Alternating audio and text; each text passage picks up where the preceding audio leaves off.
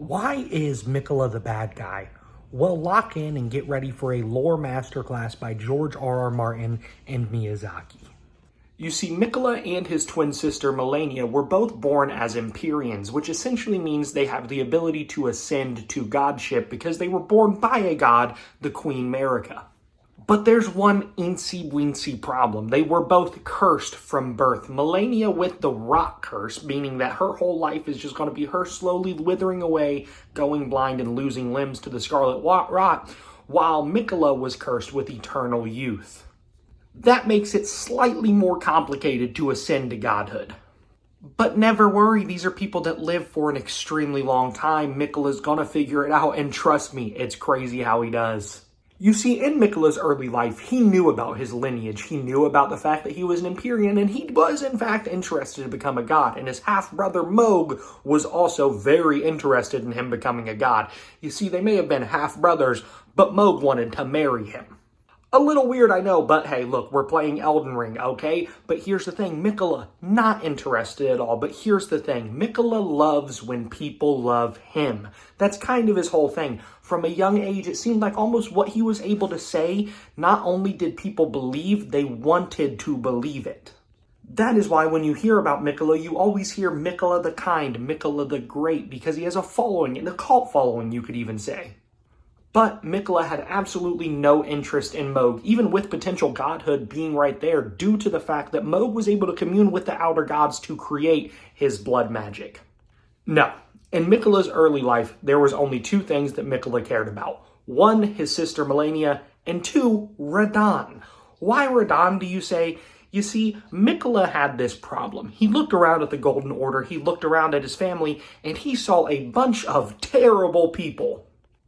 All these people were conniving, backstabbing, terrible to the people that they ruled, and while Radahn was no saint, he was at least nice. He had some good things about him. You can't say that much about the rest of the Golden Order. So Miquella wanted Radahn to be his consort, his other half-brother. But here's the problem. Radahn didn't want that. Now keep in mind, Miquella's pretty used to getting what he wants. As I said, it's almost like people want to follow and believe what he says supernaturally because he's just that good at what he does. Or is he? But Radahn just kept saying no. So he sent another person, the other person that he actually cared about, his twin sister Malenia, the rot god, or rot cursed at this point we should say, to go fight Radahn. Now at first we initially thought, oh, it's because the Elden Ring broke, everyone's scrambling for power. No. We later find out that Miquella convinced Malenia to go fight Radahn, which caused her first bloom, which is why Caelid looks the way that it does, and Radahn's wandering around like a madman trying to just eat, basically. And to speak more on how good of a person Radahn was in Elden Ring terms, when you go to the Radahn festival to hunt him down, it's not because everyone hates Radahn, it's actually because they're doing him a service. They want him to pass away for that short amount of time so he can have a reprieve. That's how respected Radahn is, and that's why it's called the Radahn Festival. But Malenia goes there, and surprise, surprise, it's a stalemate. And this whole time, Miquella may have been behind it. So Miquella feels bad after this altercation, so what does he do? He takes a sapling, as you would, nurtures it with his blood, as you would in an attempt to cure the scarlet rot that plagues Malenia. That is what we know as the Erd Tree. Now, he's also made multiple other attempts to try and save Malenia from the rot, such as the unalloyed gold needle, which you find in Millicent's questline if you go through that way. But all of those attempts were unsuccessful, and if you know anything about Miquella by now, he's not a fan of being unsuccessful. So, what does he do? Well, as you would, he tries to strip the curse of Malenia and himself, eternal youth and scarlet rot, at the same time, by embedding himself in the cocoon of the Erd Tree, the Erd Tree, as you would. But believe it or not, that also did not work. Surprising, I know. So Miquella has to come up with another plan, because godhood's not looking good for him, and his sister's definitely not looking good. She doesn't have eyes. So this is where the master manipulating comes in. You see, Miquella has a following, and he also knows there's somebody out there that cares very deeply about him. His half-brother, Mohg, who this whole time was still offering to be his consort and be the person that helps him ascend to godhood. So, in that cocoon, maybe we can infer here, he hits up Mohg. He's like, yo, WID, what you up to? And you see, Mohg is instantly game. He's like, all right, where you at? I'll come get you. But what we thought the whole time was Mohg kidnapped Miquella while he was in the cocoon, defenseless and helpless. No. You see, Miquella planned this. Miquella planned this with the intention that he has a group of followers that are devoted to him, and eventually, some way, somehow, they will find him and vanquish the Lord of Blood, which is Mohg.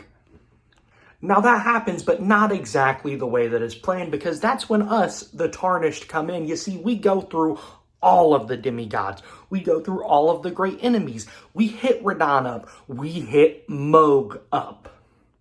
Which we did not know what we are doing, because that's exactly what Miquella wanted. You see, Radahn's vessel was trash, ruined. When he sent Malenia over there, she wasn't able to finish the job. It was a stalemate. So what would have been the perfect vessel for Radahn, Radahn's body, is now plagued with scarlet rot, absolutely ruined. But you know whose body is perfectly fine and has the power of the outer gods in it? That's right, Mohg. And this whole time, Miquella's been studying a wee bit. If you've played through the DLC, you'll know what I mean. As you walk through the DLC and progress through the Miquella's crosses, you see he is abandoning various parts of his livelihood. He's abandoning his memories, his love, his flesh. This is Miquella's way of abandoning everything material to him. That way he can ascend to godhood and transcend his curse of eternal youth. But you see, when you become a god, you still need a consort, because there's a lot of weird things that happen when you become a god, and you need somebody there. But he didn't want anyone besides one person, and that was Radahn. And now, Miquella, being extremely close to godhood, with everything from him stripped besides his grace, he is no longer cursed by eternal youth. And just as his plan wanted to be worked out, Radahn is now vanquished, okay? And there's a perfectly fine vessel for Radahn to be placed in. That is Mohg. That's right, Mohg played like a fiddle from the beginning, and Radahn dying was just something that Miquella assumed would eventually happen. So, Miquella, being essentially only grace, takes some of that grace, reforms Radahn's spirit without consent, by the way. This is why he's a terrible person, and then tells Radahn, because once again, Miquella has the ability to bless people, and make them believe everything that he says, and says, Radahn, you're now my consort, and he shapes Mohg's body into what we now know is Prime Radahn. So it is our job as the Tarnished to go out there and not once, but twice, give Radahn the reprieve he deserves.